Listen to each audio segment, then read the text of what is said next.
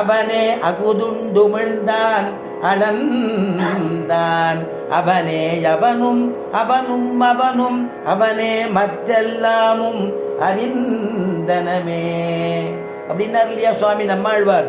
அதே மாதிரி உயிர் போயிடுத்துன்னா நிச்சயம் யமதர்மராஜன் தான் கொண்டு போயிருக்கான்னு ஜெய் சீதாராம்னாராம் கதையை தூக்கி மேலே வச்சுட்டாராம், போயிட்டாராம் யமலோகத்துக்கு.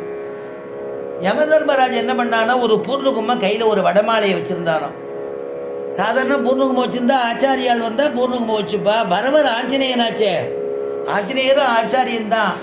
யாதவாபுரியத்தில் சுவாமி தேசிகன் சாதிக்கிறார், ஹனுமத் சமேன குருணா, ஹனுமான போல இருக்கக்கூடிய ஒரு குரு கிடைக்கணும் இல்லையா? அதனால ஹனுமத் சமேன குருநான்னர். அந்த ஆச்சரியமா ஒரு கையில் பூர்ணகும்பம், மற்றொரு கையில் என்ன வச்சுட்டு இருந்தாருன்னா வடமாலை வச்சுட்டு இருந்தாராம். உடனே வடமாலை ஆஞ்சநேயனுக்கு போட்டு பூர்ணகும்பத்தை காண்பிச்சார், பூர்ணகும்பத்தை தொட்டுண்டார். உடனே ஆஞ்சநேயா கோபத்தோடு வந்திருக்கிறே, என்ன விஷயம்னார். ராம கைங்கரியத்திலேருந்து ஒரு குரங்கு மிஸ் ஆகிருக்கு. ஒரு குட்டி குரங்கு, குட்டி வானரம் வசந்தம்னு பேர்.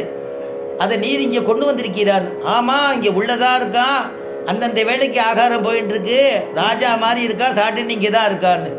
எதுக்கு இந்த மாதிரி கொண்டு வரீர்? என்னை மன்னிக்கணும், கீழிருந்து வரக்கூடியவாள்லாம் ஆஞ்சநேயன் உன்னுடைய பெருமையை சொல்கிறா, ஆனால் எனக்கு உன்னை பார்க்கணும்னு தோன்றது ஆஞ்சநேயா. ஆனால் நான் கீழே இறங்கி வந்துவிட்டேன்னா என்னுடைய கடாட்சம் பட்டு கொடுத்தேன்னா எல்லாரும் மேலே வந்துடுவாளே. அதனால் நான் கீழே வர முடியல, இங்கே வேறு உத்தியோகம் பார்த்துட்டு இருக்கேன். அதனால் உன்னை மேலே வர வழிக்கிறதுக்கு என்ன வழின்னு பார்த்தேன்.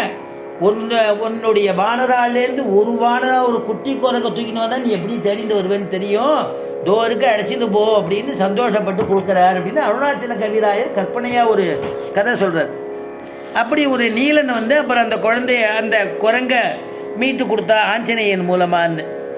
உடனே விபீஷணன் என்ன பண்ணுறார், நல்லபடியாக பட்டாபிஷேகம் ஆயிடுத்து, பிராட்டியினிடத்துலேயும் சொல்லியாச்சு. அதனால் இவாள்லாம் அவரும் அலங்கார பூஷிதியாக வந்துவிட்டா. நீங்கள்லாம் கிளம்ப போகிறேன், எப்படி இருந்தாலும் கிளம்புறதுக்கு முன்னாடி நல்ல காரியம் ஒன்று முடிஞ்சு கொடுத்துருந்தா ஒரு ததியாராதனை பண்ணுவாளே அப்படிங்கிறதுனால ராமனிடத்தில் பிரார்த்தித்து நீங்கள் உள்ளே ததியாராதனை இந்த ததியாராதனை அன்வயிச்சுட்டு போகணும் அப்படின்னு ராமனிடத்தில் பிரார்த்திக்கிறார். உடனே ராமன் சொல்லிட்டார், இல்லைப்பா விபீஷணா, நமே ஸ்நானம் பகுமதம் வஸ்திராணி ஆபரணாணி ச,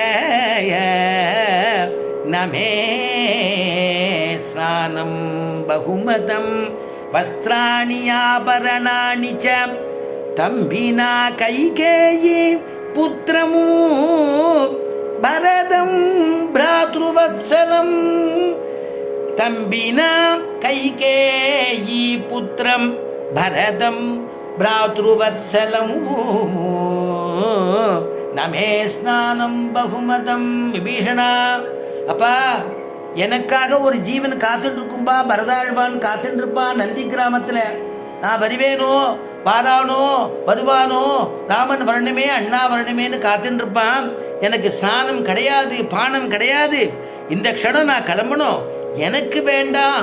ஆனால் இந்த வானராளுக்கு விட்டுடாத, வானராளுகள்லாம் கவனி, எல்லாருக்கும் சாப்பாடு போடு, அவள் கேட்கறத கொடு, சாப்பாடு போடு, அவள் ரெடி பண்ணி நாங்கள் கிளம்பிடலாம் அப்படின்னாராம். உடனே விபீஷணன் எல்லாத்துக்கும் ஏற்பாடு பண்ணினான். உடனே விபீஷணன் சொன்னால், நீங்கள் சீக்கிரம் போனோம்னா ஒரு யுக்தி சொல்கிறேன், ஆச்சரியமான ஒரு புஷ்பக விமானம் என் இடத்துல இருக்குது, அதை தரேன், அதில் போயிடலாம்னாலும். உடனே சந்தோஷம், அப்படியா புஷ்பக விமானமா, சரி கூடுன உடனே விபீஷணன் அந்த புஷ்பக விமானம் நின்னது. சக்கரவர்த்தி திருமகன் எழுந்தருள்றார். உடனே பின்னாடியே சீதா பிராட்டி எழுந்தருள்றா, இளைய பெருமாளும் கூட போகிறார்.